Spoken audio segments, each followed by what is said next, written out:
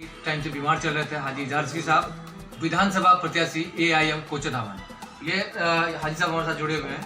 Sir, आपकी लंबे time से तबीयत खराब चली और जो है लोगों ने आपकी दुआएं की हैं। अब तबीयत कैसी है आपका अब तो देखिए, उधर तो हम लगभग आज 1 महीना 4 दिन से घर ही में है, लेकिन अभी परसों से बाहर निकलते हैं, लोगों से मिलजुल करते हैं। अब रही इसकी बात, तो हम तबीयत इतना मेरा ख़राब हो गया था और अल्लाह का शुक्र है और आप तमाम लोगों की दुआएं हैं, यहाँ के लोगों की दुआएं हैं, जिसके चलते हम आज लोगों से मुखातिब हो पा रहे हैं 4 दिन से।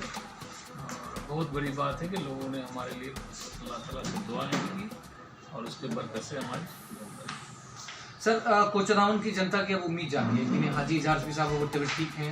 अब लोगों से राब्ता कब तक करेंगे और लोगों से कब तक मिलने का प्रक्रिया स्टार्ट होगा? हम आज से स्टार्ट कर दिए हैं लोगों से मिलने के लिए जी। कल भी मैं चौक पर ऑफिस में आया था और आज सुबह से ही हूँ और लोगों का कतार लग रहा है, बातचीत कर रही है, गाता का समस्या को सामने में रखता है और इंशाल्लाह हम उम्मीद करते हैं कि हम लोग इलाके का समस्या जो आ रही है, इस मौजूदा सरकार जो हम लोगों को ये लॉलीपॉप दिखा करके और हमारे इलाके में जो ये सब करा रहा है, तो उसका जवाब देने के लिए लोग सोच रहा है, हम लोग भी देख रहे हैं इसका कुछ न कुछ लोग नया और अच्छा इस्तेमाल। सर, लगातार सांसद जी प्रेस वार्तालाप के दौरान जो है वो लगातार टिप्पणी कर रही है आपकी पार्टी को लेकर। ये कह रहे हैं बीजेपी की बी टीम है, वो सिर्फ वोट कटवा पार्टी बन करके किशनगंज को गुमराह कर रहा है। कौन सांसद?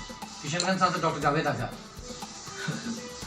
डॉक्टर जावेद आजाद कह रहा वोट कटवा है जी। अच्छा, ठीक है, तो उसको अगर वही बात अच्छा लगता है तो वो किसके पास बोलता है? अपने परिवार के पास ही सिर्फ बोलता होगा, वो भी परिवार में एक आदमी के पास बोलता होगा। किसी जनता के पास बोलने का उतना ताकत है तो हमारे सांसद जी को नहीं बोल सकते हम, क्योंकि खुद ही इस तरह का काम करते हैं, खुद ही वो गायब रहते हैं, तो दूसरे के बारे में क्या बोलेंगे? सर, एक उनका ऑडियो लगातार वायरल भी हुआ था और जलालुद्दीन साहब को गाली देते हुए नजर आए, बदतमीज इडियट। क्या एक सांसद के मुंह से ये सब निकलना ठीक है? देखिए, उसमें क्या बात है, नई बात है। अब सांसद महोदय सांसद बन गए, ये अलग बात है, क्योंकि बेचारा बहुत नहीं के बराबर मेहनत करके सांसद बने, तो उसको पब्लिक से क्या मतलब है या पब्लिक के बारे में वो क्या सोच सकते हैं? उसके मुंह में जो आता है बोलता है, जिसको जो कुछ कहने का मन होता है कहता है। अगर कहें वो तो बहुत गलत बात है, नहीं कहनी चाहिए। पब्लिक जो जनता है वही हमारा तो मालिक है, गार्जियन है। उसके साथ में जैसा हम लोग व्हाट्सएप में और फेसबुक में जो देखे, जिस हिसाब से बोले हैं, एक सांसद को किसी भी जनता से, पब्लिक से इस तरह की बात नहीं करनी चाहिए। सर, तबीयत ठीक हो गई है, अब लोगों से मिलने का प्रोग्राम कब से सिलसिला होगा, जो फील्ड में जाके मिलेंगे लोगों से? नहीं, आज तो हम आए हैं ऑफिस और देख रहे हैं और कल से इंशाल्लाह हम फील्ड में घूमेंगे और कल एक मीटिंग भी रखे हैं हम लोग, इंशाल्लाह मीटिंग भी करेंगे और बढ़िया से आप लोग दुआ कीजिए कि मीटिंग तो कामयाब। सर, कहा जा रहा है कि लगातार अभी बाढ़ आई हुई थी, कई मचकुड़ी पंचायत के कई ऐसे भाग हैं कि जो बाढ़ में समा गया, लोगों के खेत वगैरह नुकसान हुआ है। लगातार विधायक जी कह रहे हैं कि नहीं, उसके लिए हमने प्रशासन को पूरा तैयार कर दिया है, प्रशासन मेहनत कर रही है, प्रशासन जो है अपनी पूरा ठोस कदम जो है उठाया गया है। क्या? हाँ, वहाँ तो रोड भी बन के, मजबूरी के लिए रोड बन के तैयार हो गया। वो रोड से हम लोग आराम से ट्रेन लेके जा रहा है, एक आदमी एक ट्रेन भरा कर रहा है और ट्रेन से बाबुल साहब वाला टोला तक पहुँचता है जी। ऐसा बात होता है जी। विकास का दरिया बहा दिया है मजबूरी पंचायत के लिए जी। लेकिन हम लोगों ने भेजा था परसों दिन टीम को जी।